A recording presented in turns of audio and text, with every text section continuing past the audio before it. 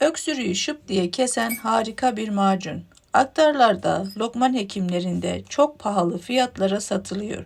Evde kendiniz bu şekilde yapabilirsiniz.